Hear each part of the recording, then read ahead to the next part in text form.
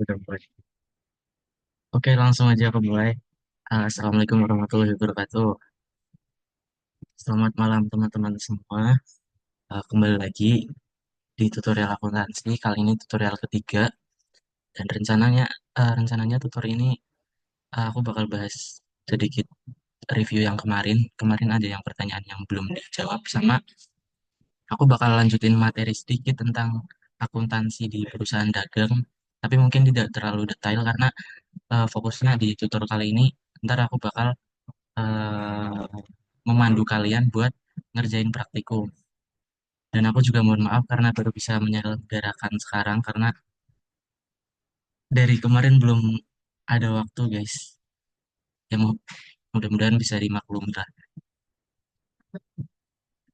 Oke, mungkin aku langsung mulai aja ya, biar nggak usah nggak terlalu memakan banyak waktu.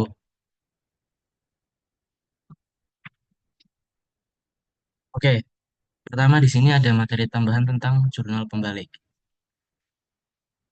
Kalau di tutorial yang lalu itu kita udah belajar jurnal penyesuaian, terus terakhir ada jurnal penutup juga. Terus ada penyusunan laporan keuangan. Dan di sini di periode akuntansi selanjutnya itu ada yang namanya jurnal pembalik. Tapi aku declare dulu di sini bahwa jurnal pembalik ini tidak harus tidak harus dilakukan, tidak wajib lah. Tapi kalaupun dia pakai jurnal pembalik itu akan dilakukan pada awal periode akuntansi gitu. Dan kalau kalian lihat di buku kok buku ya, di yang sidak itu yang materi tambahan itu eh, apa ya, ada prinsip akuntansi ada dua, ada prinsip prinsip teliti sama hati-hati. Nah, kalau jurnal pembalik itu menerapkan prinsip yang hati-hati. Kalau teliti sebenarnya kita nggak perlu buat jurnal pembalik gitu sih. Antar aku tunjukin contohnya deh. Eh, ya itu ya, contoh nih, misal kita sekarang berada di bulan Oktober, ya sekarang 26 Oktober misal, terus ada pencatatan gaji awal itu, eh, ini nama perusahaannya ya, Pionir, membayarkan gaji dan upah sebesar 4.000 untuk periode 15 sampai 26 Oktober. Nah ini, iya, pokoknya periode itulah. Terus udah dibayarin. Terus tanggal 31 Oktober, waktu di akhir periode akuntansi, ini kan ada gap ya antara 26 sampai akhir Oktober, 26 sampai 31 itu, kenapa nih? Oh ya, ada hari kerja juga, tapi belum dibayarkan. Oleh karena itu perlu dilakukan penyesuaian. Jadi di antara 29 sampai 31 Oktober itu dianggap 1.200 lah gitu. Tapi bayarnya itu enggak 31 Oktober. Bayarnya pada bulan selanjutnya itu tanggal 9. Terus di bulan selanjutnya di November, tanggal 9 November itu gaji yang dibayarkan itu ini kan ada dua, dari 29 sampai 31 plus dari yang tanggal 1 sampai tanggal 9 November.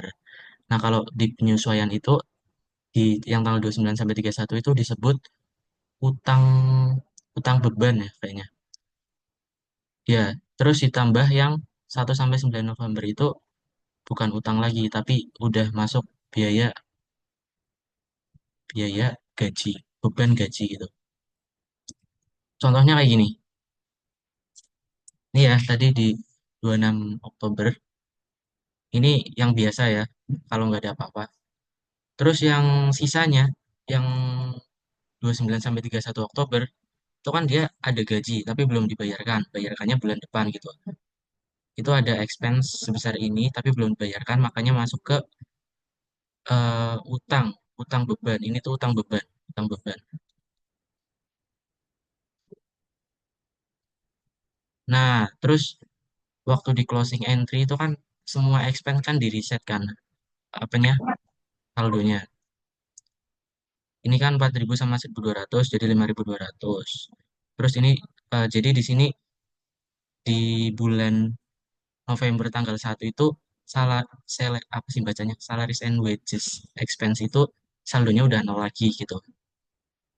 Terus waktu saat 9 November ini kan ada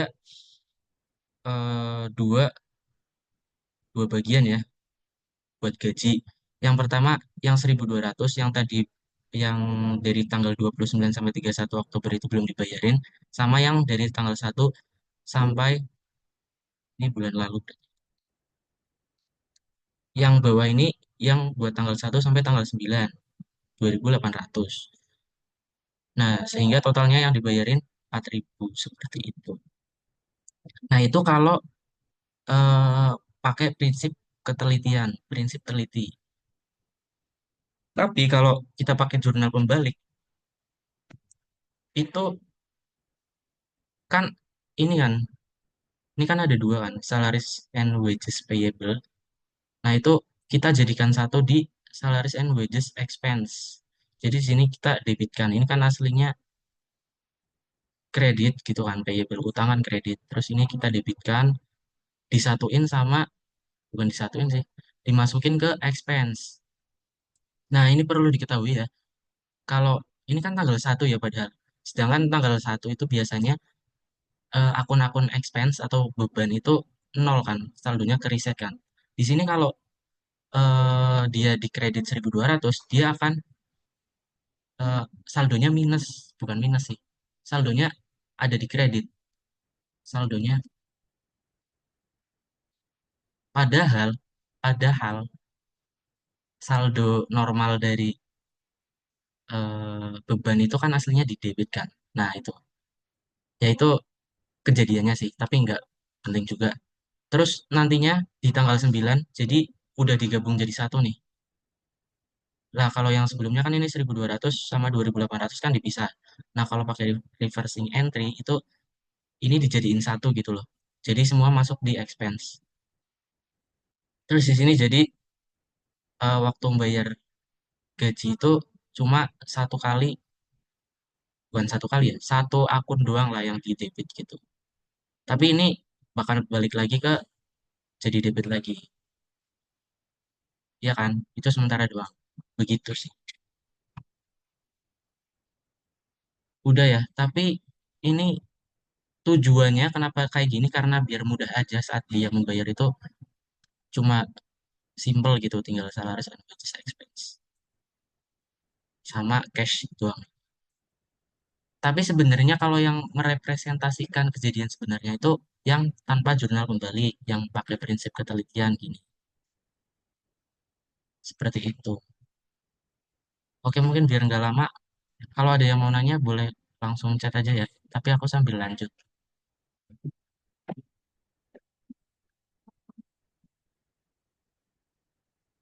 Ini deh, kasih waktu 30 detik lah.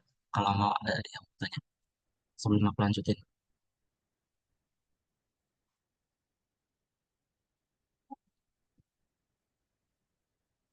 Oh iya, sama jangan lupa presensi. Ini aku kirim di chat ya.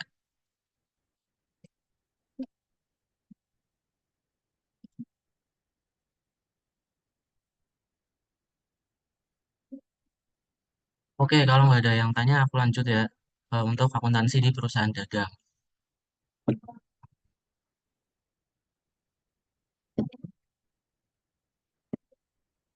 Nah, ini udah berbeda konteks lagi. Kalau kita sebelumnya, di materi sebelumnya itu perusahaan jasa kan. Nah, kalau di perusahaan dagang, ini muncul ada beberapa istilah-istilah baru. Kayak ini. Contohnya, ntar ada muncul bahasa Indonesianya itu kos barang terjual, KBT, gitu. Ya, pokoknya ini dari sales revenue atau penjualan. Itu modelnya adalah KBT, kos barang terjual. Atau biasanya ada juga yang menyebut HPP, apa sih, harga harga pokok penjualan, ya sama aja lah. Nah itu selisihnya disebut gross profit, terus ntar baru ditambahin expense, terus sisanya disebut net income. Dan ini ada alur cost-nya.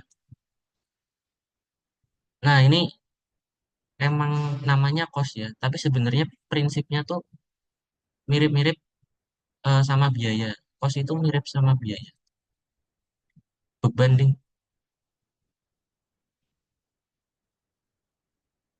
ya sama-sama apa ya, modal. Tapi bebannya ini yang benar-benar modal modal dari barangnya gitu loh. HPP lah intinya. Nah ini alurnya kayak gini. Jadi misal ada persediaan barang dagang atau beginning inventory. Ini dalam satu periode ya. Terus kalau misal dalam satu periode itu ada beli barang, beli stok gitu, beli persediaan barang dagang. Ini namanya namanya apa ya? Tetap tetap persediaan barang dagang sih. Terus dia jadi satu namanya cost of goods available for sale. Ya intinya barang yang siap dijual gitulah. Terus kalau udah dijual, kalau berhasil terjual, itu dari inventory itu namanya ini KBT, COGS, KBT. Nah, sisanya yang belum dijual tetap namanya persediaan barang dagang. Ya gitulah. Terus ada metode pencatatan. Itu ada sistem perpetual, itu dicatat dalam akun PBD setiap transaksi ya. Jadi kalau misalnya ada penjualan, itu langsung dicatat. Dicatatnya itu ciri khasnya itu ada 4 jurnal ya. Kok 4 jurnal, 4 akun penjualan, terus lupa lagi, kas ya. Oh iya bener nih, kas atau piutang gitu ya. Terus di sini ada,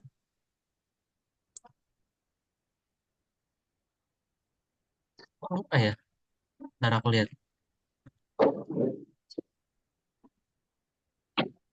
Oh, KBT, oh iya KBT. Sorry sorry ya. Terus di sini ada kos barang terjual sama persediaan barang dagang. Nah ya betul lah. Ini berapa berapa berapa berapa. Kenapa ada dua? Kalau ini tuh untuk menghitung uang yang didapat ya. Yang pertama ini. Tapi yang kedua ini adalah untuk menghitung berapa modal yang kita keluarkan gitu. Jadi ntar selisih dari penjualan dan KBT itu adalah tadi namanya apa? Gross profit. Ya. Terus yang kedua ada sistem periodik atau fisik. Itu dicatatnya tuh di akhir periode umumnya ya.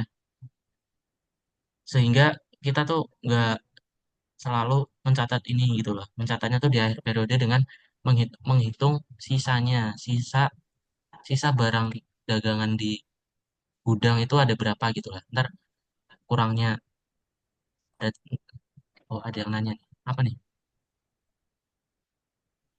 Ya, Pak, sorry mau nanya, kalau misalkan penjualannya secara kredit, nanti penjualan sama kasnya tuh jadi kebalik debit, kebalik debit kreditnya atau oh gimana ya? tidak. Kalau penjualan secara kredit berarti ini piutang. Piutangnya nambahnya bukannya di debit, Kak? Eh, kok gitu sih? Ntar. Gimana gimana tadi pertanyaanmu? Kalau misal kita penjualan secara kredit, jadi kayak faktur itu, berarti jadi penjualan di kredit, piutangnya di debit atau tetap ikut yang ini, Kak? Pintar ya, maaf ya. Ini aku koreksi ya. Ini kalau kita jual ya, kalau kita jual ini yang debit kas karena kas kita bertambah ya, maaf ya. Betul betul. Nah, kalau penjualannya itu kredit, itu berarti piutang pakainya di sini. Ya benar-benar. Makasih ya, udah dikoreksi juga. Paham nggak? Aman nggak? Aman Kak, thank you. Oke, ya, ya betul ya kayak gitu. Kalau misalnya aku ada salah, koreksi aja karena aku juga eh, ya kadang lupa gitu lah manusia juga seperti itu. Oke lanjut ya. Buat sistem periodik fisik itu pencatatnya di akhir periode sehingga ya udahlah itulah. Contohnya itu penerapan ini tuh kalau misal barang dagangannya kita tuh kecil-kecil, misal apa ya? Sabun, sabun mulu. Misal kita jualan sabun. Nah, sabun kan belinya banyak ya. Kalau misal kita setiap ada orang beli satu sabun, itu kita catat kan ya boros gitu loh, jurnalnya boros gitu loh. Mending semua transaksi nih sebulan berapa, terus kita lihat di gudang tuh sabun kita sisa berapa. Nah, itu baru kita catat. Nah, itu cocok buat pakai sistem ini. Tapi kalau sistem perpetual itu contohnya buat kayak barang-barang gede misal atau dia jualan emang barang-barang antik misal unik gitu. Misal yang mahal kayak mobil, TV. Nah, itu biasanya pakai ini sistem perpetual. Begitu. Lanjut ya. Terus ini ada kepemilikan barang di jalan. Ini nggak tahu sih ada di materi. Tapi ya udah. Pertama ada kalau sistem ongkirnya itu FOB shipping point atau ongkir dibayar pembeli.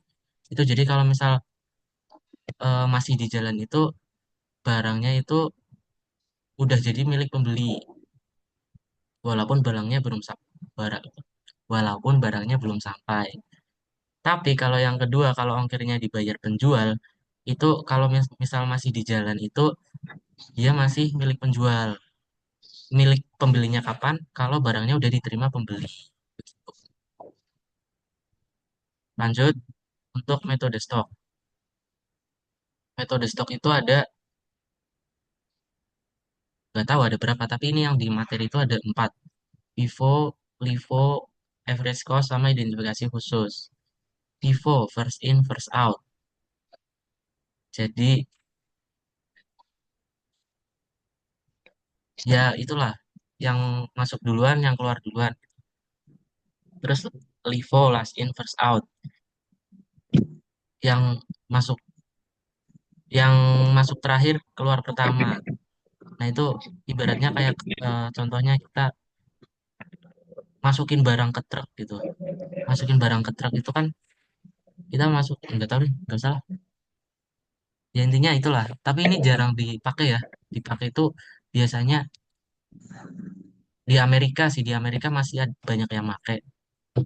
Kenapa? Nggak tahu. Tapi sebenarnya LIFO ini agak rawan karena apa? Karena berarti yang barang yang udah barang yang masuk duluan itu kan nggak keluar-keluar ya. Kalau misal di restock terus ya gitu. Terus bisa jadi barang itu udah nggak relevan lagi atau terkena inflasi atau gimana. Nah mungkin di Amerika karena ya nggak ada inflasi, maksudnya ya sebagai patokan keuangan dunia ya, bebas aja mungkin pakai LIFO. Terus ada average cost. Average cost itu semua barang yang masuk itu dirata-ratain harganya, terus dianggap dianggap sama lah. Misal ini barang pertama ya, ini AC wis, average cost. Ini barang pertama harganya $2. Barang kedua harganya $3. Barang ketiga yang masuk harganya $4. Nah, ini kan rata-ratanya $3. Nah, ini akan disimpan dalam bentuk satu, dua, ini semuanya jadi $3 semua average cost. Yang keluar duluan yang mana, ya itu dianggap sama aja. Kalau misalnya ada barang keluar, berarti modal kita keluar $3 gitu. Terus identifikasi khusus. Kalau identifikasi khusus, ya udah barangnya yang terjual yang mana. Misal ini barang nomor 2, ya udah berarti cost barang terjualnya $3. sesuai sesuai harga belinya.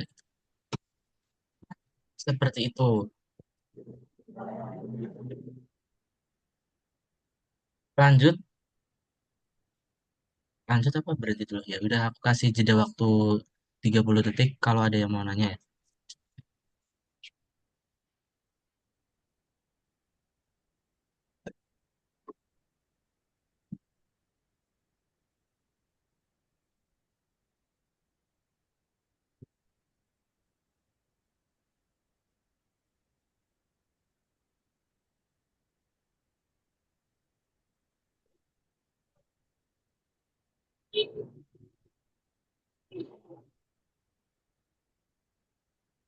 Oke, kayaknya udah. Aku lanjut ke pencatatannya sistem perpetual di akuntansi dagang. Ada dua dua bagian sih. Yang pertama buat kita beli barangnya sama kalau misal kita jual barangnya. Kita POV-nya sebagai orang yang dagang ya. Jadi dagang itu kan kita beli, misal kita perusahaan apa ya? Sepeda dah, sepeda. Nah, kita beli sepeda dari orang, terus kita jual. Nah, itu namanya dagang. Kalau jasa itu nggak kayak itu. Terus kalau misal manufaktur itu berarti kita produksi sepeda, terus kita jual tuh sepedanya. Itu ntar habis UTS kayaknya. Oke, ya, masuk ya. Pertama ada pembelian barang dagangan. Nah, kalau pembelian ini gampang sebenarnya, maksudnya nggak terlalu ribet. Ya kayak beli perlengkapan sebenarnya. Misal kayak gini, ini apa perusahaan HP. Dia beli 10, cara sejuta. Maksudnya masing-masing sejuta. Berarti ya udah kalau kita beli berarti kita kan masuk ini inventory persediaan barang dagangan itu 10 juta debit. Terus kas kita berkurang karena buat beli itu ya 10 juta. Itu gitu aja. Oh iya, ini ntar kasih kasih sub judul deh biasa. Ini aku bagi-bagi jadi beberapa kasus. Kalau di buku itu ada beberapa, ada banyak ya. Nah itu kalau misal kalian mau tahu alur lebih lengkapnya lihat di buku nggak apa-apa. Terus ini ada kasus kedua itu kalau misal ongkos, ongkos angkut pembelian. Nah kalau misal kita yang bayar ongkos itu masuknya ke persi. Bentar. Oh iya, kalau misal ada ongkos kirim yang perlu kita tanggung itu kita debitkan ke persediaan barang dagangan. Ke ya gitu. Kasnya berkurang 200. Kenapa? Panjangan kalau aku ceritain kenapa, tapi intinya gitulah. Apa nih? Ongkir.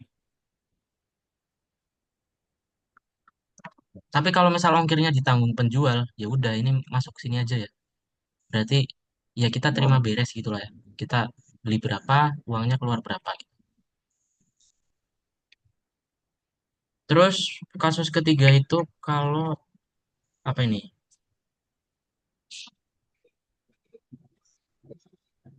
Oh, kalau anu ada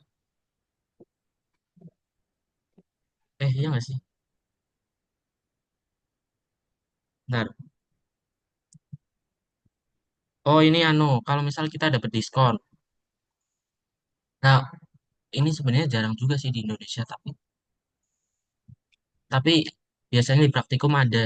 Ya emang ada sih. Ada diskon kalau misal kita bayar utangnya tuh cepat gitu. Ini diskonnya intinya ini. Yang mana sih? Ini diskon. Ini kan utangnya segini, terus kita cuma bayar segini. Nah, diskonnya itu masuk mana? Masuk ke persediaan barang dagangan gitu. tulis ya diskon. Terus kasus selanjutnya adalah kalau misal ada bukan retouring, namanya apa ya, pengurangan harga, misal dikomplain gitu, dikomplain, misal kita jual HP ya, HP-nya ternyata rusak nih, nggak mau aku bayar full, terus dia minta pengurangan 100.000 gitu. Nah kalau kayak gitu berarti enggak ding, ini kita pas beli ding, salah salah, kita yang kita kan beli HP, terus kita nggak terima nih, HP-nya ternyata nggak sesuai gambar misal, terus kita minta pengurangan harga 100.000. Nah kalau kayak gitu ya udah berarti ini utang kita berkurang 100.000, terus persediaan barang dagangan kita juga berkurang 100.000, seperti itu. Ini apa? Apa ya bahasanya ya? Pengurangan tapi bukan diskon ya ini ya. Komplain, komplain.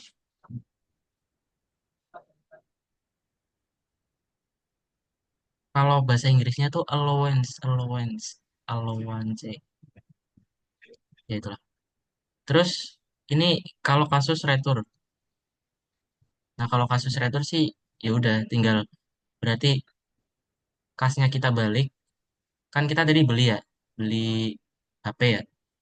Terus kalau di retur berarti kasnya kita balik, berarti nambah 1 juta, terus persediaan barang dagangannya ngurang 1 juta gitu. Nah, retur itu sebenarnya agak kurang umum di Indonesia ya, karena umumnya kalau biasanya barang yang udah dibeli itu tidak dapat dikembalikan lagi gitu ya. Sering ya dengar aturan kayak gitu di toko-toko gitu. Tapi sebenarnya di luar negeri, di Amerika gitu umum aja ya. Kalau misal kita beli sesuatu nih, ternyata emang dia nggak jadi make, itu di retur itu hal yang biasa gitu. Tapi kalau di Indonesia jarang. Oke, lanjut ke sekarang konteks penjualan. Sekarang POV-nya ganti nih. Kita yang jual ke orang. Kalau tadi kan kita beli ke orang. Nah, kalau penjualan agak ribet. Agak, bukan ribet, agak banyak ininya. Ada 2 paket gitu. Misal ini jual 5 HP, harga jualnya 1.200.000. Wah, ada untung. Tadi 1 juta ya. Terus, ya, modalnya 1.020.000 ring, bukan 1 juta. Ternyata yang dijual 1.020.000. Nah, baris, bukan baris. Paket pertama yang kita tulis adalah buat penjualannya. Jadi kan kita dapat uang senilai harga jualnya ini ya. Ini masuk, anggap aja kita, nah ini satu gitu. 1.200.000 dikali 5, kita dapat uang 6 juta dari penjualan yaitu. Terus paket yang kedua adalah harga di stok kita tuh berapa, HPP-nya. HPP itu ini kos barang terjual. Itu ternyata kita waktu itu beli 1.020.000.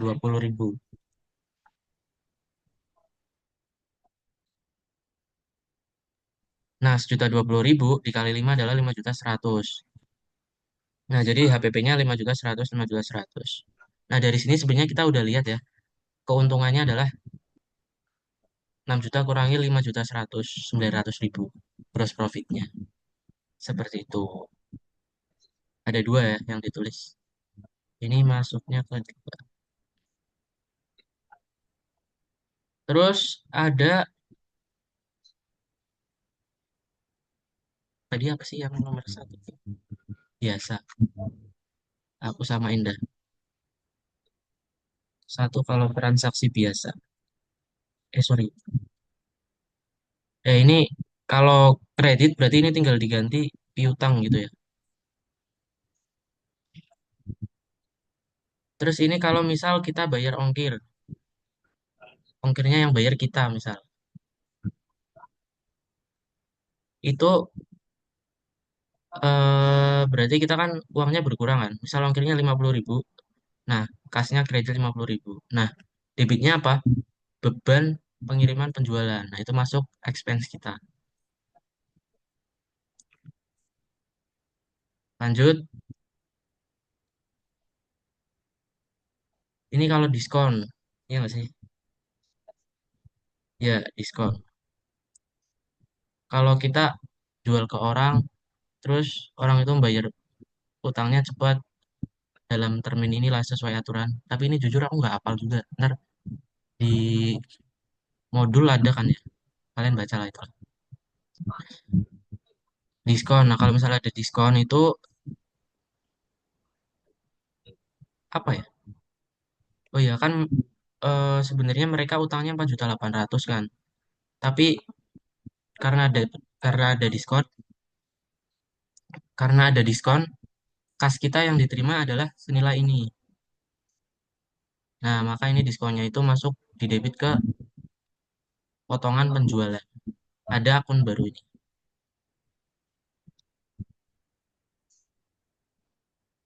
Lanjut untuk kasus ke berapa tadi? 4. Itu kalau retur.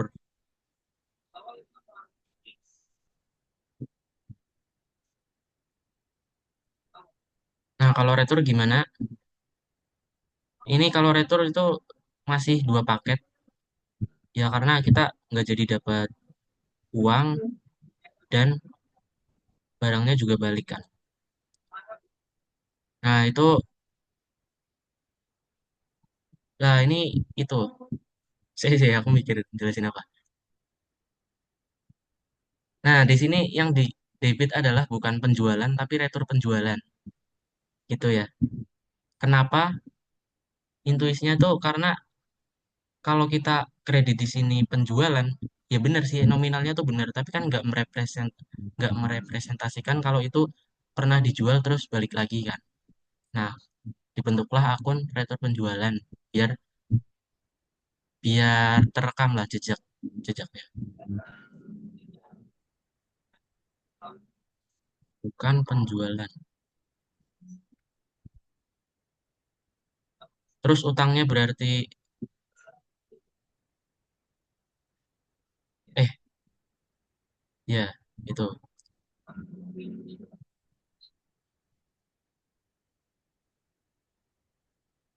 ya kan persediaan barang dagangannya itu berarti kita balik lagi 1.020.000 karena kita di retur 1 unit HP. Terus KBT-nya juga balik lagi 1.020.000.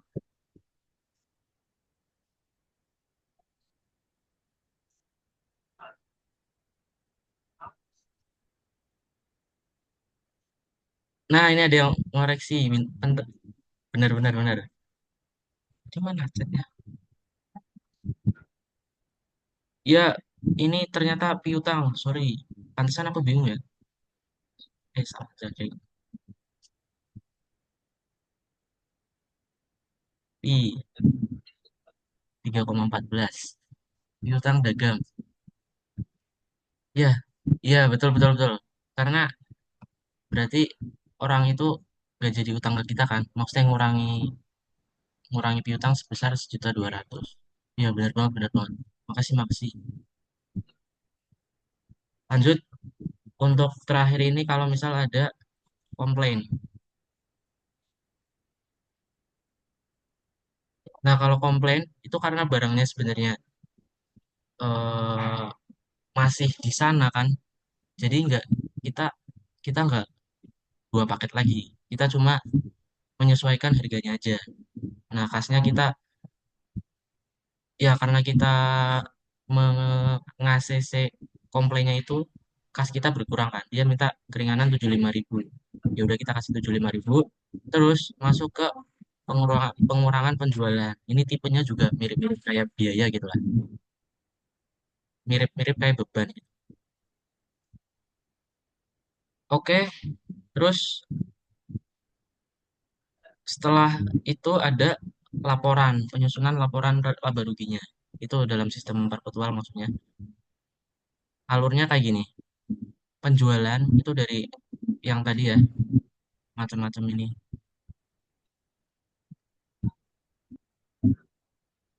Ya inilah penjualan-penjualan yang kalau misalnya kita jual barang.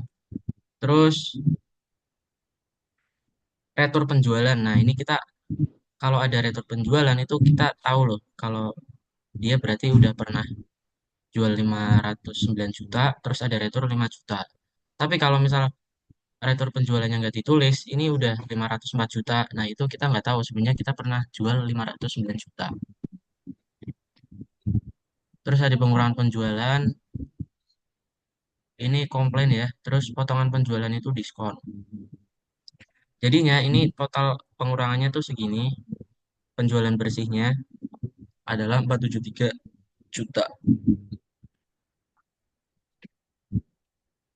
Terus HPP-nya, nah itu kalau HPP nggak ada macam-macam lagi. Karena ya emang gitu. Setelah ini, terus selisih dari penjualan dan KBT adalah laba bruto, gross profit. Terus baru dikurang-kurangi beban operasional, ya kayak biaya bensin dan lain-lain. Segini, terus kurangi pajak juga, hasilnya ini adalah laba bersih. Begitu. Oke, sebelum aku lanjut, aku kasih waktu 30 detik lagi buat kalau misal ada yang mau tanya.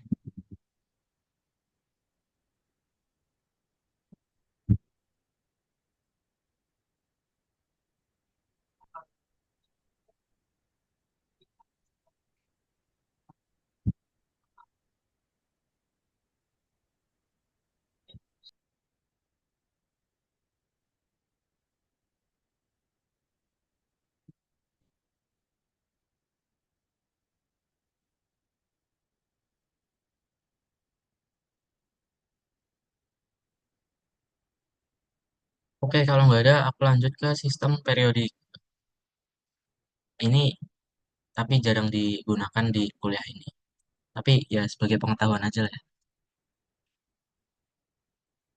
Mirip kayak tadi, ini ada dua, pembelian barang dagangan sama penjualan barang dagangan.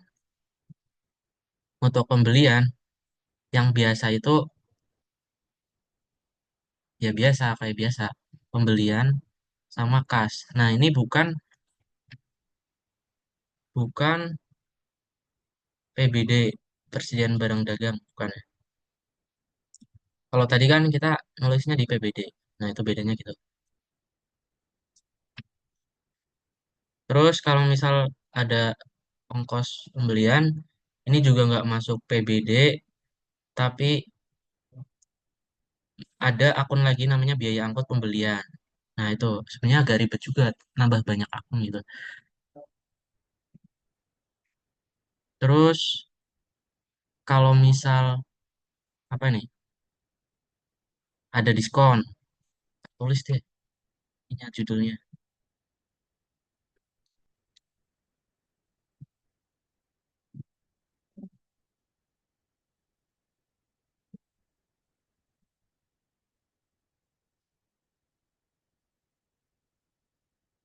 Kalau ada diskon, ya seperti ini ya. Utangnya segini, tapi kita dapat diskon, makanya bayar kasnya segini, dan ini diskonnya.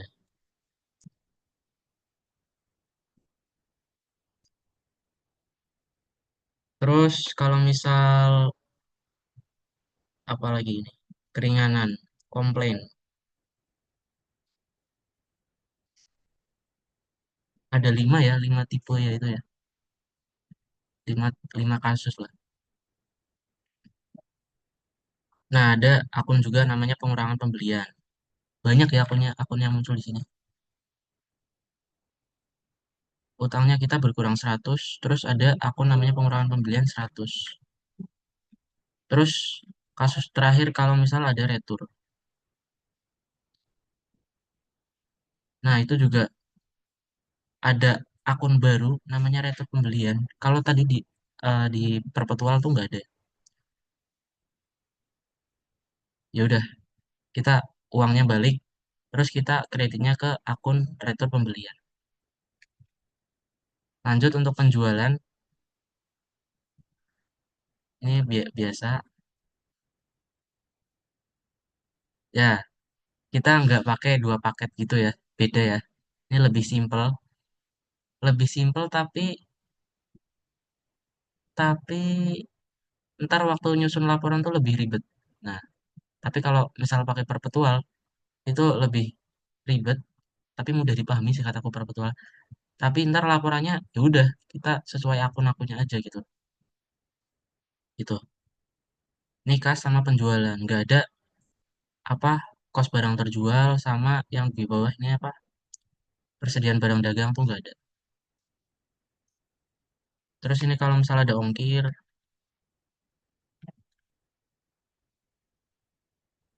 ada akun lagi beban pengiriman penjualan sama kas. Terus ini kalau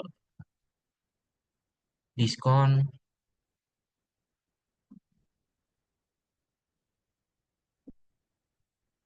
nah kalau kalian mau memahami lebih lanjut ya ntar ntar lah. Sekarang aku agak cepat karena aku ngejar buat ntar jelasin praktikum. Diskon ya piutang ya. Terus terakhir terakhir apa apa sih? Oh enggak masih satu lagi.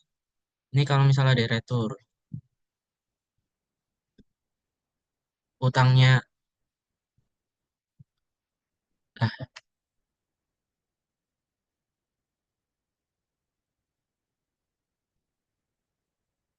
oh gitu tuh. Ya, ntar kalian pelajari sendirilah yang ini ya. Maaf ya guys. Terus yang terakhir itu buat kasus komplain. Nah, bisa disimpulkan kalau di sistem periodik ini selama periode berjalan tuh cuma ya nggak yang kayak perpetual tadi yang jurnalnya ada 4 akun seperti itulah. Sebenarnya yang apa waktu perpetual itu jurnalnya bisa 5 akun sih. Kalau misal dia misal pembeli jualnya itu kredit tapi nggak seluruhnya kredit. Misal setengahnya kredit, setengahnya ntar bayar, setengahnya bayar cash. Nah itu 5. Begitu. Terus ini penyusunan laporan laba ruginya lebih ribet. Pertama, eh ya, wah ini panjang ya. Menyesuaikan akun PBD.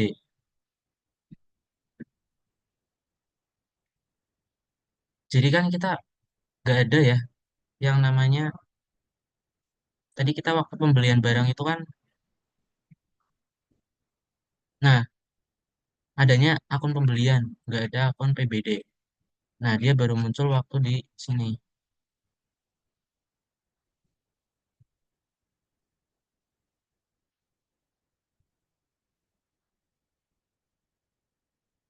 Begitu. Terus, ya terus kita hitung secara fisik, akhirnya, terus kekurangnya berapa, nah itu.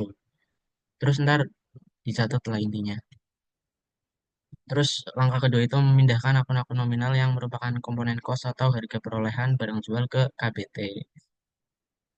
Biaya-biaya kayak biaya angkut, terus ada juga buat sama pembelian itu kita kreditkan ke KBT.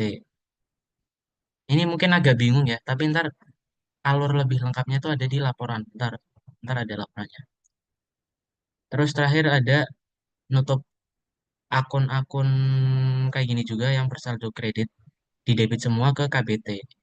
Intinya tokoh utama yang di sini tuh KBT lah. Oh udah. Nah, ini dia laporan laba ruginya. Setelah tadi sebelum apa sih namanya apa sih? Setelah tadi step-step yang agak panjang ini A, B, C, D. Nah, pertama ada penjualan. Penjualan kan ya 509 juta. Terus ini ada yang mengurangi penjualan, ada retur, pengurangan penjualan atau yang tadi komplain sama diskon.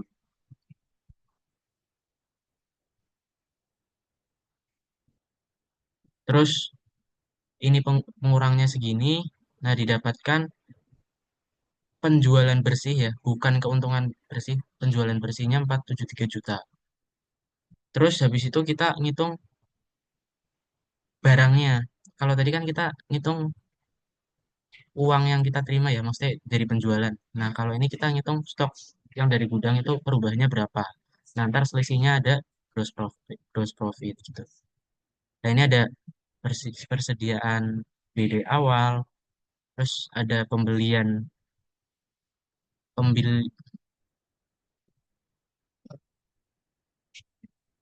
ya ini nambah ya, ya benar. Di tengah-tengah jalan itu dia membeli barang dagangan 370 juta, terus dikurangi dengan retur, komplain sama diskon. Jadi totalnya intinya dari sini di tengah jalan hasil akhirnya dia beli barang dagangan senilai inilah. Terus berarti barang dagangan di periode tersebut adalah di semua ini 13 tambah 34. Enggak ding, ini anu ding, ini udah sampai sini ding. Terus ditambah biaya angkut 12 juta, ya jadi 344 tambah 12 itu adalah 356. Nah, ini dari sini ke sini.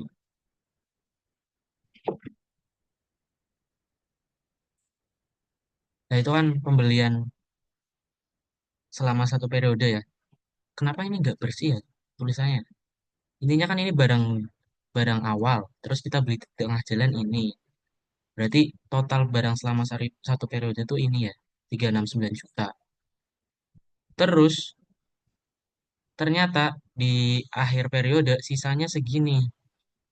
Maka yang udah terjual ini dikurangi aja selisihnya ya. 369 kurangi 6 juta adalah 363 juta.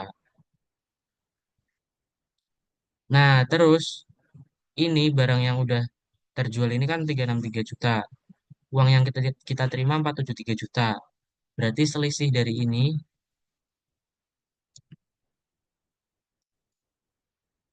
gross profit. Nah, itulah. Nah, laba bruto ya sama aja. Terus baru dikurangin beban-beban operasional yang tidak terkait ini ya. Tidak terkait beli-belian, beban operasional, terus dapat laba bersih sebelum pajak, terus kurangi pajak jadi laba bersih setelah pajak. Alhamdulillah. Udah guys, udah siap jadi akuntan. Silakan kalau ada yang mau nanya, aku beri waktu 30 detik sebelum aku lanjutkan ke praktikum.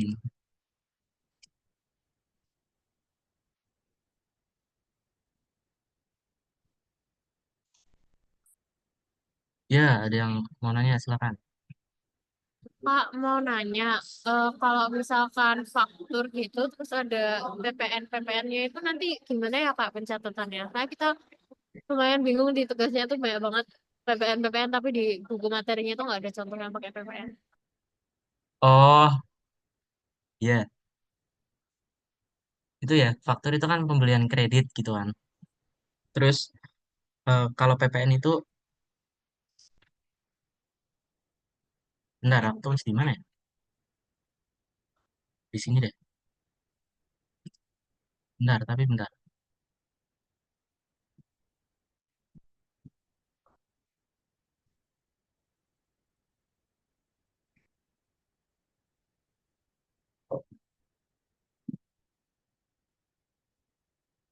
Aduh, banyak kali ternyata yang nanya.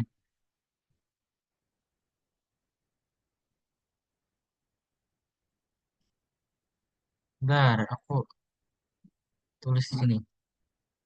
Misal ya, tapi kayak jelek ya. Gak apa-apa deh, PPN. Kalau PPN itu misal kita PPN-nya buat yang jual-jual aja ya. Kita misal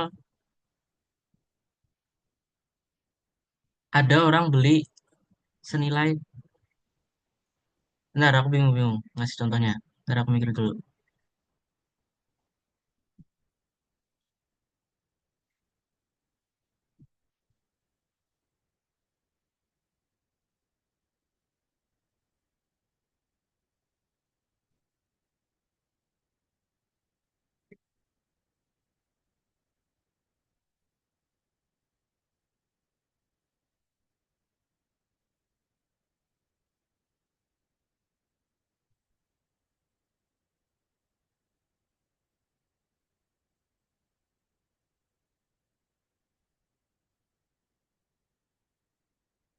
Misal kayak gini, kita jual barang, ini kok ketutup terus ya?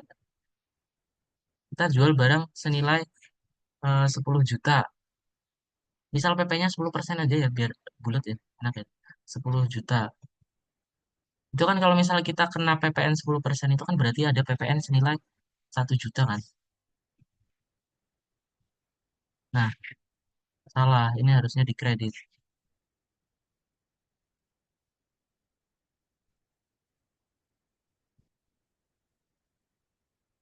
11 juta. Nah, ini contoh jurnalnya kayak gini. Ini aku dari GPT juga sih. Maksudnya nyari contoh.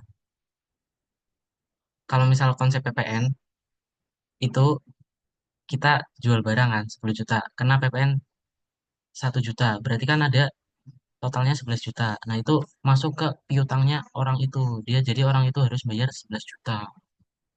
Begitu. Terus kalau misal, apalagi contoh kasusnya? Yang bingung apa sih? Ini Kak, Tadi, jadi kan di soalnya itu tuh eh misal beli harganya 11 juta itu ya Kak. Nah, ya, tapi kan ada akun piutang PPN. Nah, itu tuh dipisah jadi piutang dagang 10 juta, piutang PPN 1 juta, atau dijadiin satu piutang dagang 11 juta terus baru yang penjualan sama PPN keluaran gitu ya Kak. Sama kalau pembelian juga kita bingung. ulang dong. Kok piutang PPN ya? Piutang PPN itu hanya ada itu kalau misal akhir periode sih setahu aku. Jadi kan setelah kita menghitung PPN keluaran dan PPN masukan, itu selisihnya itu kalau misal kita ternyata masih utang PPN, misal kita ya, kita atau orang lah. Misal orang yang beli kita tuh masih utang ke kita PPN, berarti kita masuknya itu piutang PPN. Nah, itu di akhir periode di jurnal penyesuaian.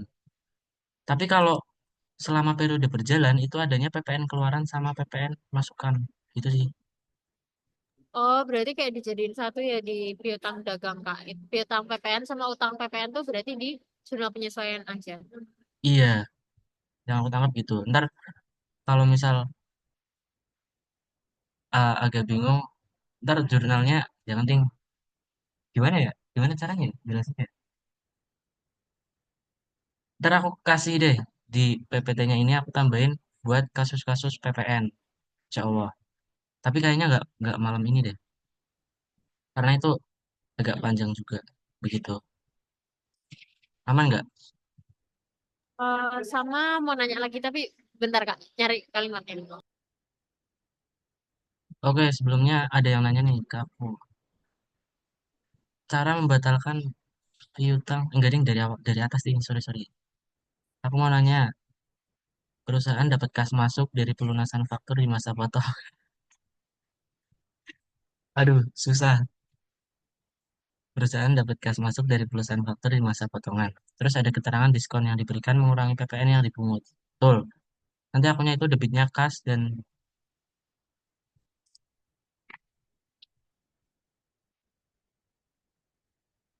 ini aja ya. Aku tulis di sini deh. Ini kan kita jual ya. Kita jual barang. Terus ada orang lunasin.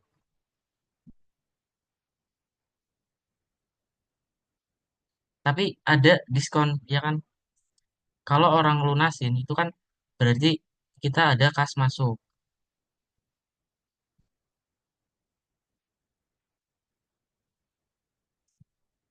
Ya, aku juga bingung.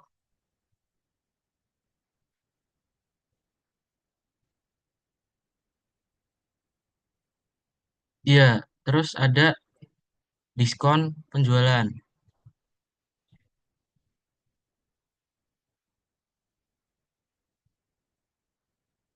Apalagi piutang piutang dagang sama PPN keluarannya masih ya.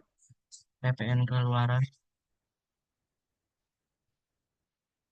sama piutang dagang.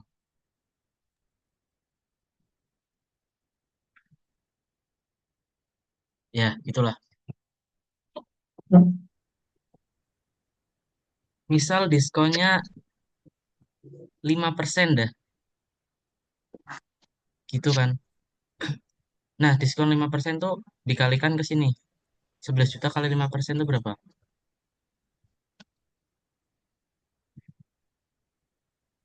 Tapi kemana?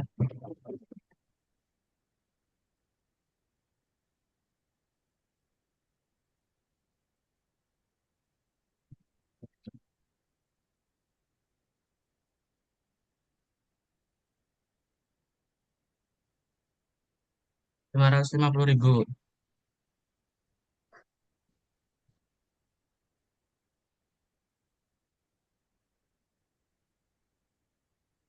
Ini diskonnya ya. Tulis dulu.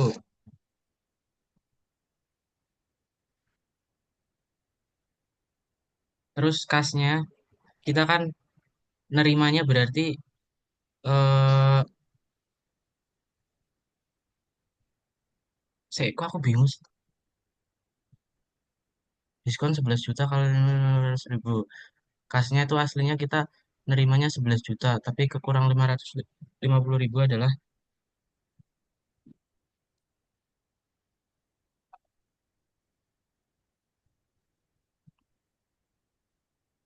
11 juta,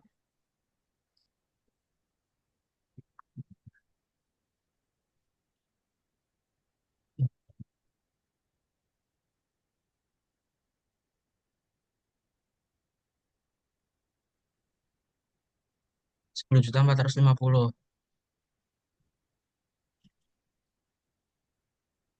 Nah, ini kalau nggak ada PPN. Yang masalahnya itu kan kalau ada PPN kan.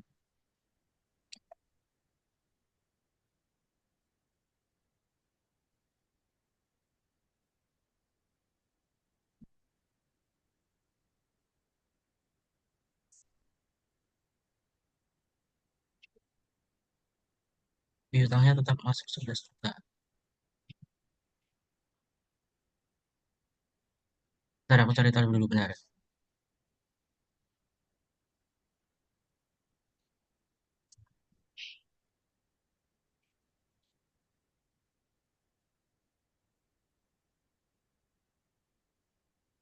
Oh, potongan tuh diskon itu, diskon itu, misal diskon itu tuh sebelum sebelum 500,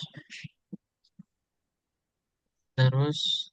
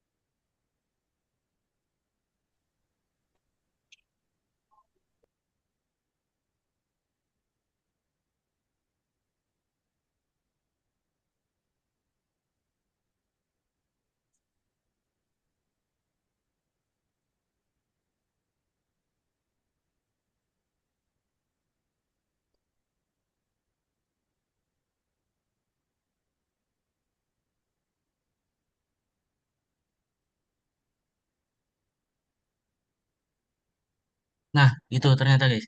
Kalau misal, maaf ya agak lama. Misal kan kita udah jual nih. Kalau jual kan piutang 11 juta, harganya berapa? Ulang, harganya 10 juta, terus karena ada PPN sejuta, maka piutangnya 11 juta. Terus kalau misal ada orang lunasin nih, dapat diskon 5%. diskonnya itu adalah dari sebelum kena PPN. Jadi diskonnya itu 5% kali 10 juta, yaitu 500 ribu. Taruhlah di sini, 500 ribu. Nah, terus karena eh, kas yang kita dapatkan ini kan, kita sebenarnya nge-statement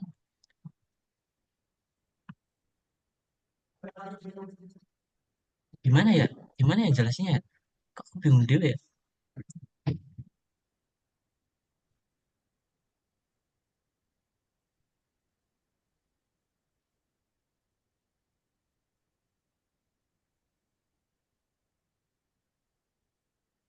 Pokoknya harga yang kita terima itu 10.450.000. Kenapa? Karena ini dari 95% kali 11 juta. POV-nya pembeli itu eh, diskon diskon 5% itu kan diskon 5% dari 11 juta. Nah, ya udah berarti uang yang kita terima adalah 95% kali 11 juta adalah 10.450.000. Nah, tapi dari POV kita itu sebenarnya diskon itu dari penjualan 5% kali 10 juta 500.000. Nah, terus dikurangi piutang yang mau dilunasi itu 11 juta, sisanya adalah PPN keluaran kayak gitu. Nah, intinya itulah. Berarti step pertama adalah ngitung uang yang didapat dulu berapa. Kan ini dari 11 juta, diskon 5%, berarti uang didapat 95% kali 11 juta adalah 10.450.000. Terus kita ngitung diskon. Diskonnya itu dari POV kita. Diskonnya itu berarti dari harga sebelum PPN 10 juta, 5% kali 10 juta sama dengan 500.000 gitu. Terus sisanya sisanya untuk melengkap biar jadi 11 juta itu adalah PPN keluaran. Itu sih ya Allah ribet juga ya PPN ini. Apalagi PPN-nya 11%. Mudah-mudahan dapat dipahami.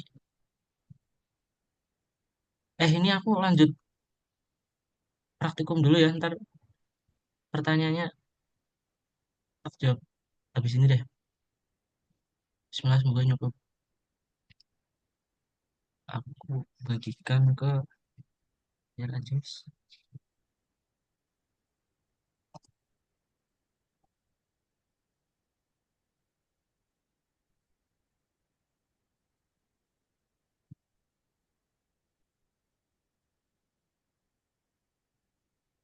Oke, aku lanjut dulu ya. Maaf, ternyata banyak yang nanya. Ya ampun, nggak expect aku. Oke, langkah pertama adalah untuk mengerjakan praktikum kalian masuk ke Sidik Edu. Katanya terserah kan mau bikin akun baru atau pakai akun salah satu anggota kelompok aja, ya gitulah. Terus selain itu kalian buka ini kasus praktikum PDF-nya inilah intinya. Terus kalian split screen juga boleh. Terus, tapi jangan dulu ding.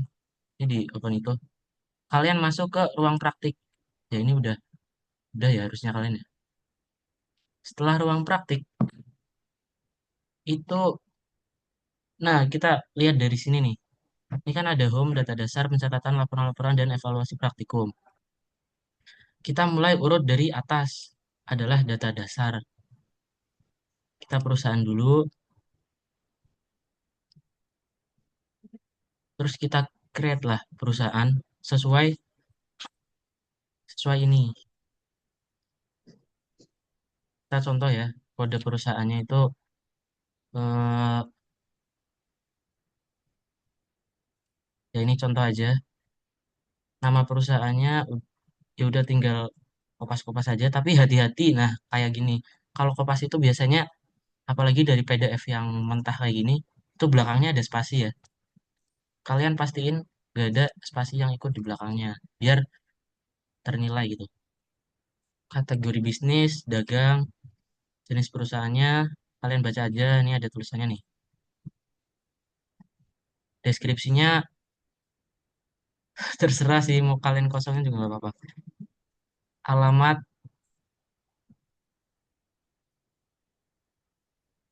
nomor telepon, terus email, NPWP, nggak ada ya udah ngarang aja. Atau kosongin aja nggak apa-apa. Kebijakan akuntansi kosongin nggak apa-apa. Terus masuk ke ini sebelahnya sistem pencatatan. Tanggal awal periode akuntansi ya sesuai kalian baca di situ ya. Nah ini berarti apa? 1 Januari 2004. Basisnya aktual.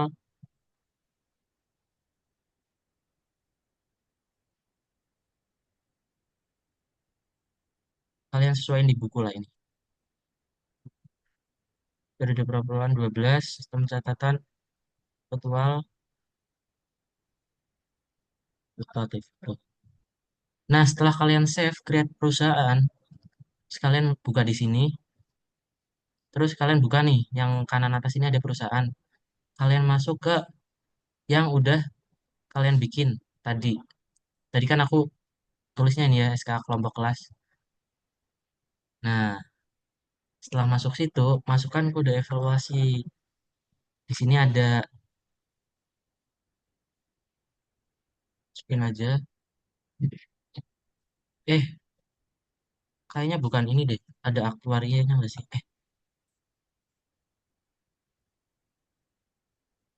Oh enggak. Oh ini PDF yang lama, maaf. Salah.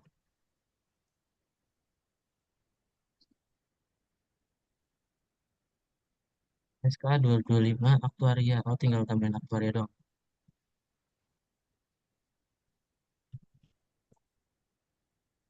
Nah, input kode evaluasi. Terus ini kalian mau baca juga boleh. Ini adalah bagian-bagian yang dinilai. Gitu.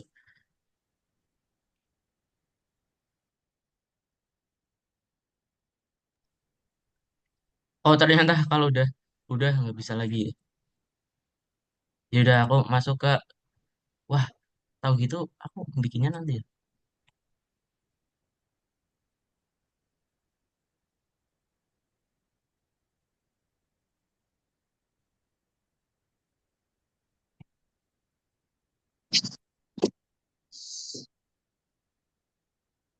Ya ini kalian Pak tapi input kode evaluasi ya tadi ya. Terus setelah itu kan udah ya. Ini pastiin ininya juga bener nih di sini. Sesuai yang perusahaan yang udah kalian buat. Terus kalian masuk ke akun, ini urut dari atas ya, akun. Boleh import, boleh create. Kelompok akunnya bahasa Indonesia. Itu kalau mau impor ya. Tapi saranku impor aja sih. Nah, itu kan ada banyak. Kalian sesuaiin bener-bener dengan yang di sini. Misal ini ya, ada aset lancar kontra. Ini centang aja nggak apa-apa. Aset tidak lancar kontra.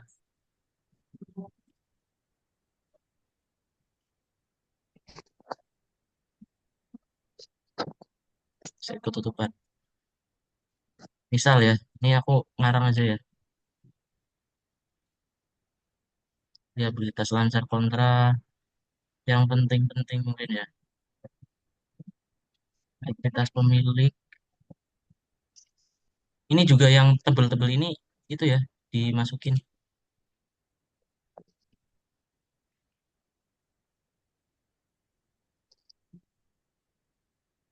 Terus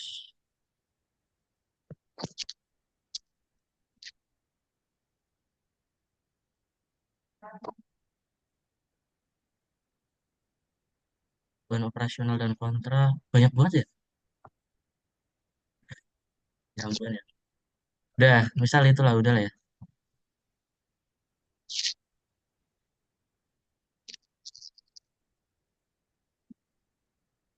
Terus kalian pencet impor. Terus kalau udah impor apa ya,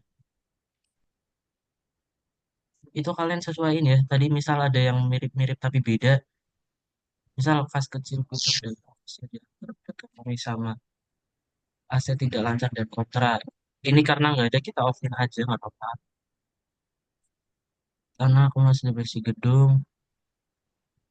Nah ini kan peralatan nih. Ya, ya enggak ding. Apa ya contoh yang beda ya? Ya kalian sesuaiin lah pokoknya kodenya ini dengan kodenya ini. Terus kalian misal ada akun yang beda. Nah ini ya aku lihat nih. Harga pokok penjualan di sini. Ini kan di sini kos barang terjual. Ya kalian jangan lupa edit. Inilah.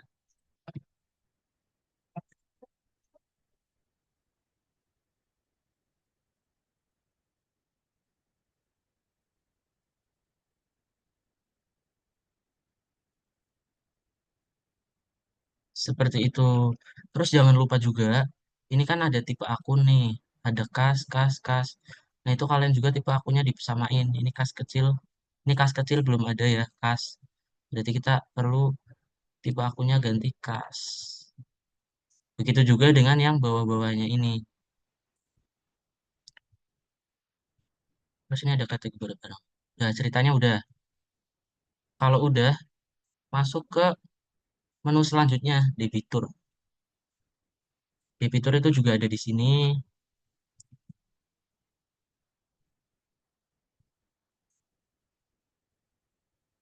Mana debitur?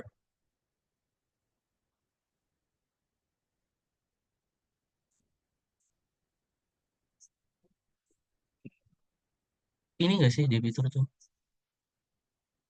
Tapi kayaknya aku nggak mau nyatet debitur deh. Terus ada kreditur juga. Ini kreditur ya. Debitur itu berarti yang ini. Contoh. Yaudah, contoh.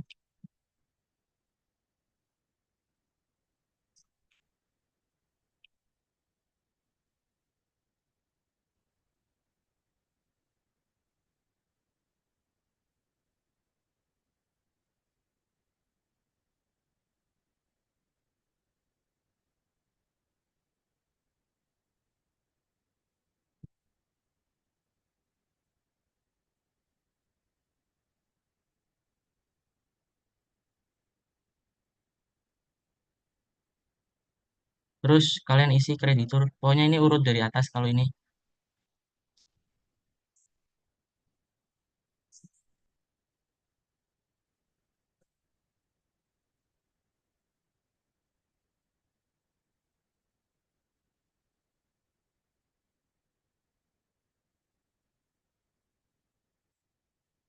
Terus masuk kategori barang. Itu ada di sini. Nah ini persediaan barang dagang ya udah. Misal ini ya. Kalau misalnya ada dua ya pilih dua atau create juga boleh. Terus masuk ke satuan. Satuan itu ada di ini. Quantity, unit. Ya udah kalian karena di sini unit doang, unit. Enak aja ya. Daftar barang itu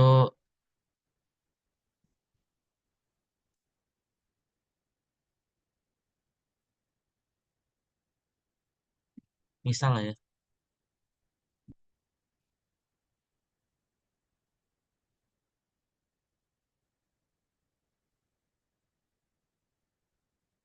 Metode stok ada di sini. Terus apalagi jenis bukti itu ada di PDF. Misal semua ya. Misal kalian sesuaiin juga kalau misalnya ada nama bukti yang beda karena itu ngaruh. Terus termin pembayaran itu ada di PDF. Pajak kalau nggak salah 11%. Terus daftar produksi nggak usah karena kita nggak produksi ya, kita bukan manufaktur. Terus selanjutnya langkah selanjutnya adalah masuk ke pencatatan. Ada saldo awal. Ini urut ya alurnya. Tapi kalau yang pencatatannya agak beda. Nah, kita masuk ke saldo awal. Ya ini disesuaikan di PDF juga. Misal aku bikin aja ngasal ya.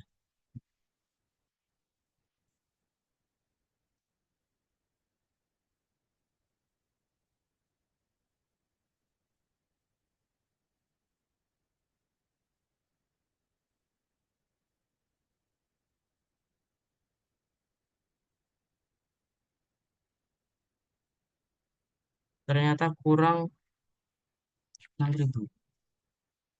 Nah, tanggal saldo awalnya ada kok di itu Desember kan. Setelah saldo awal tersimpan, masuk ke data transaksi. Bebas sih sebenarnya nih. Kalau data transaksi itu maksudnya adalah kita menghimpun semua bukti-bukti yang di sini. Misal, data transaksi nomor satu nih, ada bukti pengeluaran kas. Kalian tulislah di sini. Tanggalnya berapa? 1 Desember. 2 Desember. 2 Desember 2024. Jenis buktinya bukti pengeluaran kas. Nah, bukti kas keluar ini beda ya. Harusnya tadi diedit. Kalian sesuaiin lah. Nomornya adalah BKK 112001. Pastiin jangan ada spasi. Tuh, ada kan? Nominalnya aku kasih contoh. Misal ini 3.500.000. Kategori internal atau eksternal kalian lihat. Keterangannya boleh kosong kok. Ini nggak dihitung. Kalian mau nulis puisi di sini juga boleh. Nah, ada udah kan. Setelah masuk data transaksi, ini saran aku ini diselesaikan semua dulu ya. Jadi semua transaksi ini catat di daftar transaksi. Ya ini sampai ujung atau sampai jurnal umum dulu juga boleh. Terus ntar eh, jurnal penyesuaiannya nanti juga gak apa-apa. Tapi saranku dihimpun dulu lah. Setelah itu masuk ke jurnal. Jurnal ini untuk yang pertama itu ada saldo awal yang tadi udah kita buat. Ini kan ini itu kita posting. Pastiin dicek dulu ya. Tapi sumpah aku agak iri sama kalian karena ini kalian kuotaan postingnya tak hingga. Kalau kalau di aku itu dulu dua ya, dua kuotaan postingnya dua doang. Jadi harus benar-benar teliti. Apa apa di aku doang ini? Ya intinya sebelum posting teliti. Tapi kalau misal kuotaan postingnya banyak, nggak teliti juga nggak apa-apa. Setelah diposting, nah kita masuk ke pencet jurnal 0000-nya ini. Buat ngisi apa? Ini kita selesaiin ini buku piutang, buku barang sama buku utang. Buku piutang itu ngisinya gimana? Itu adalah saldo awal yang tadi utang-utang yang di awal. Misal buku utang ya, ya udah ini dari siapa, terus nominalnya berapa, ya kan? Debiturnya tadi ada aku tulis toko Aurora. Apa sih ini piutang ding? Terus nomor buktinya ini enggak sih? Terus tanggalnya kalian tulis, ya aku ngarang aja lah, biar cepet. Terangannya apa? Nominalnya segini. Contoh. Oh enggak, 1.000 ternyata di aku. Nah kalau beda tuh harus ya ya pokoknya harus sama lah ini. Ini berarti karena aku tadi salah ya, misinya ngasal. Itu buku piutang, buku utang juga sama mirip-mirip kayak gitu. Terus untuk buku barang, ini penting Ya yang tadi juga penting sih. Itu kalian sesuaiin sama saldo awal. Nah, contohnya aku ini ya. Kenapa? Setelah udah beres semua, utang tuh ada mas. Ya udah deh. Sekarang ini agak bener.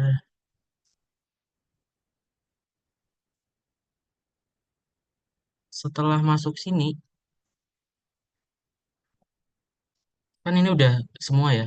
Udah centang semua ini yang ada buku pembantunya. Berarti udah aman. Terus kalian masuk ke,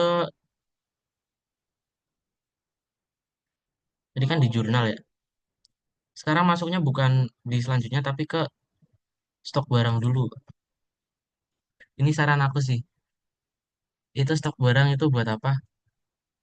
Buat nge-record semua barang-barang yang masuk atau keluar. Ada di, kalian identifikasi dari sini. Yang bold biasanya. Nah ini ada ini. Terus ini apa berarti keluar apa masuk gitulah. Misal di record. Misal kita mau anu deh. Ada barang keluar. Kode stoknya sesuai di nota ya. Tanggal 2 misal. Barang keluar. Nomor buktinya terang aja. Barangnya ini yang tadi aku apa statement di awal di itu kondisinya satu, otomatis dia akan menentukan jumlahnya sendiri karena kita tadi barangnya kita cuma punya satu dan harganya 1.000 maka itu 1.000 save. Nah sehingga kalau misal udah kalian masukin ke stok barang, sehingga kalian kalau misal mau ngejurnal yang ada barang keluar,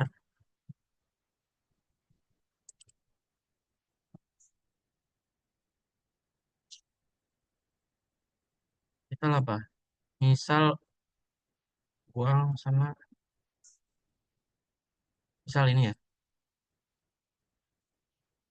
Nah, oh ya, ini tadi yang eh, data transaksi, yang bukti-bukti kita list itu masuk di sini. Jadi ntar kalau kita ngejurnal tuh ada ngelampirin nomor buktinya ini. Aku tadi nulis satu doang ya yang ini. Ini sebenarnya kalau nggak ada termin atau itu yang nggak usah diisi nggak apa-apa.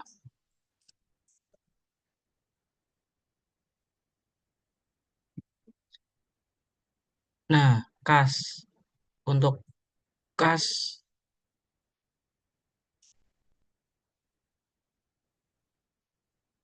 misal ya, ini aku misal doang ya. Ini kalau kas ada arus kas operasi, investasi sama pendanaan. Arus kas operasi itu kalau ya operasional, pendanaan tuh kalau misal apa?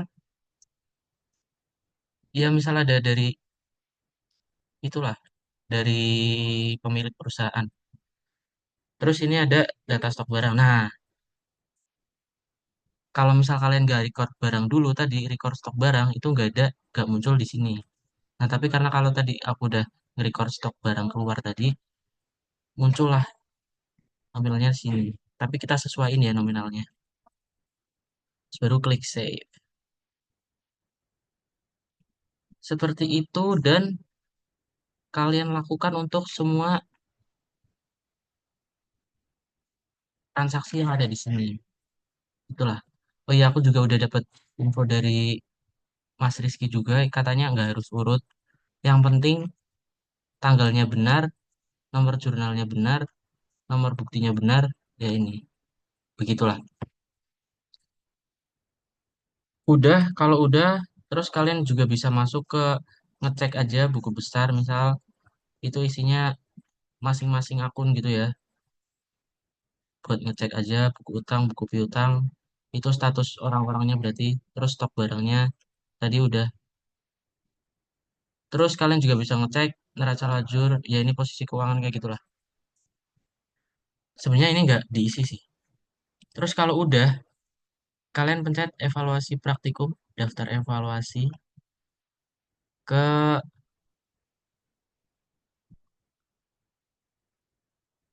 oh iya kan aku tadi nggak nginput evaluasi ya. Nah, kalian pencet ke evaluasinya kalian yang udah kalian bikin.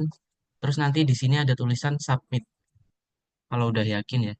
Terus kalau udah submit nggak bisa di unsubmit, nggak bisa di undo. Jadi kalian pastikan udah sesuai dulu, udah sesuai semuanya dan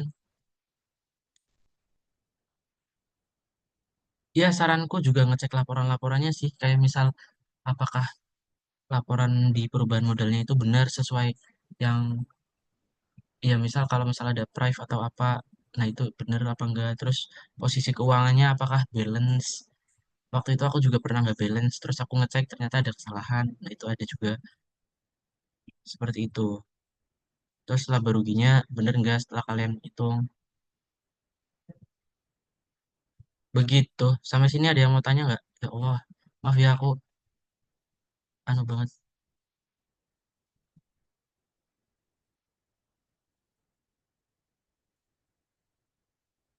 Ada yang nanya bukti kas keluar satu-satu dari atas deh. Banyak juga. Astagfirullah. Sampai overtime banget kayak gini. Aku kira cepet guys. Satu-satu ya.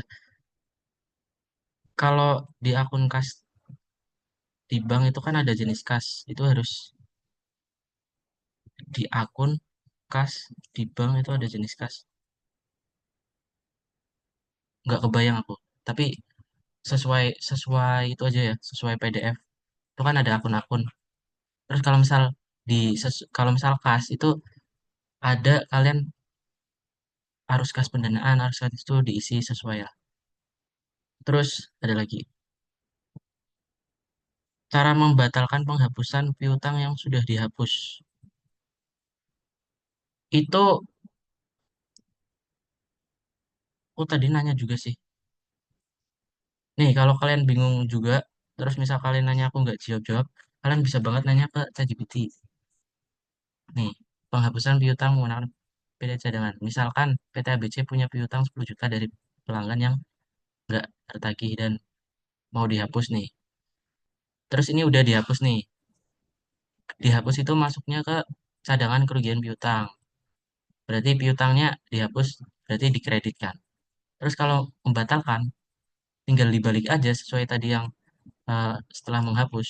Jadi piutangnya debit lagi, kreditnya cadangan kerugian piutang.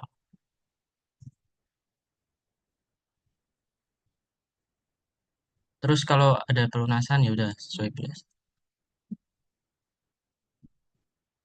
Apalagi ada yang misal fakturnya dilunasin, PPN keluarannya juga masuk ke penjurnalan lagi nggak? Atau kas piutang aja?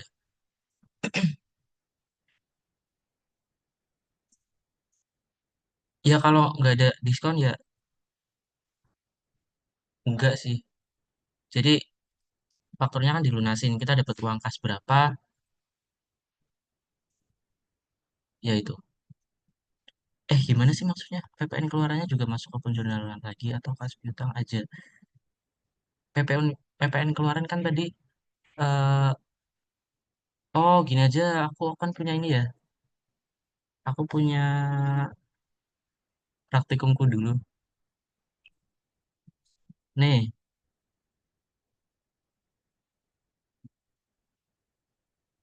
misal ada piutang lah. Ini kalau apa itu ya penjualan biasa kayak gini, piutang, dapat PPN keluaran, kredit, sama penjualan.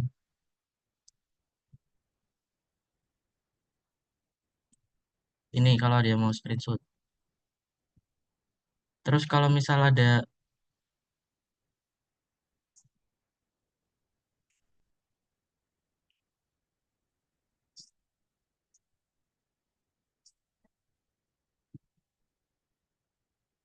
bentar aku cari piutang.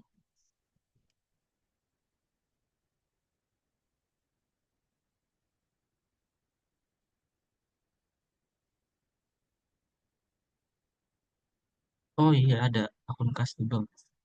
Kalau apa dia cuma bayar piutang kayak gini doang ya. Kasnya masuk, piutang.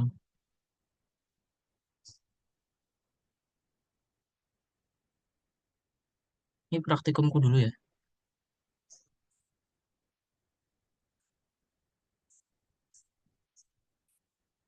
Aku lanjut baca chat ya.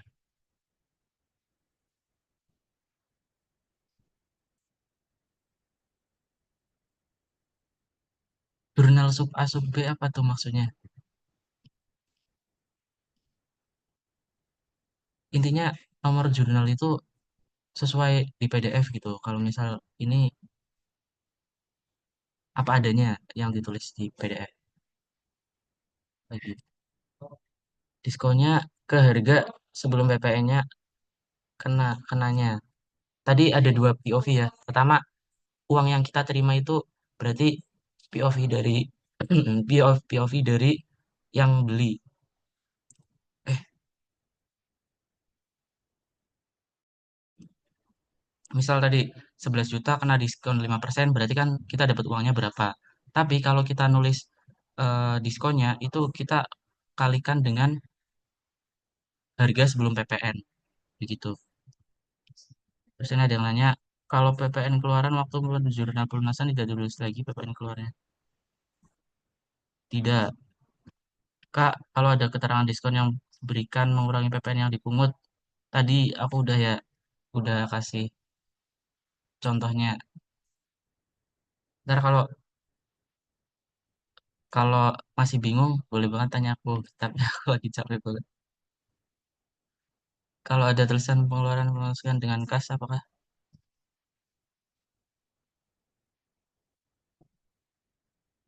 Nah, ini kalian, ini kelihatan gak sih share screen yang aku zoom ini? Kalau nggak ada tulisan pengeluaran atau pemasukan dengan kas, apakah dianggap utang atau piutang? Itu lagi-lagi lihat dari buktinya. Nih, oh bisa. Sorry. Bukti di sini kan ada nih, jelas kan? Kalau misal ada bukti pengeluaran kas, berarti ada arus kas. Tapi kalau faktur itu berarti kredit, utang atau piutang gitu. Lanjut, ada yang mau ada nanya, kalau misal tadi penulisan bukti kas keluar kas masuk perlu diedit. Oh ini udah aku jawab. Bukti masuk, bukti kas masuk, bukti kas keluar yaitu buktinya itu kalian namanya sesuai yang ada di PDF. Ya kalian edit lah. Kan itu jadi tadinya aku impor ya, impor doang ya. Disesuaikan lagi. Ada yang nanya izin konfirmasi terkait diskon atau PPN diambilnya setelah PPN atau sebelum PPN. Tadi udah anu juga ya, udah aku jelasin. Kak, kalau di judulnya ada diskon berarti masuk ke akun diskon. Ya, tadi udah aku jelasin juga nggak sih? Kak, kas kecil masuk arus kas operasional apa enggak?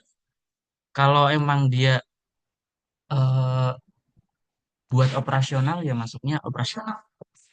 Tapi kalau misal kayak setoran modal gitu berarti masuknya pendanaan.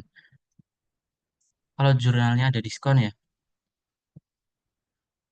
Tadi di PPT aku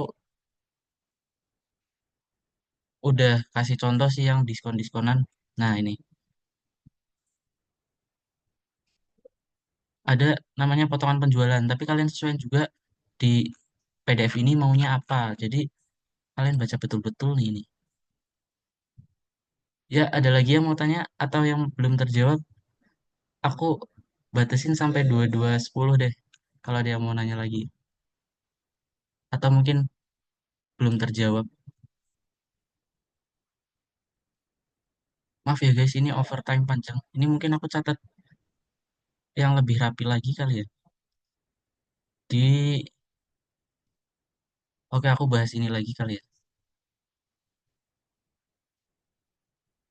Sambil kalau misalnya dia masih mau nanya ya tentang ini aku mau kerjain tentang ini PPN PPNan. Oh, udah ada yang nanya. Aku rapiin.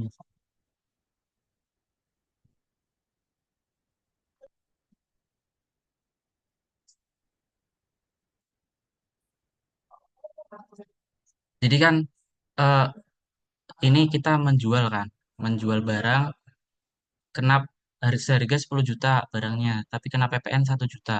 Maka orang yang beli itu bayar 11 juta. Ini sesuai kesepakatan dan juga sesuai yang ada di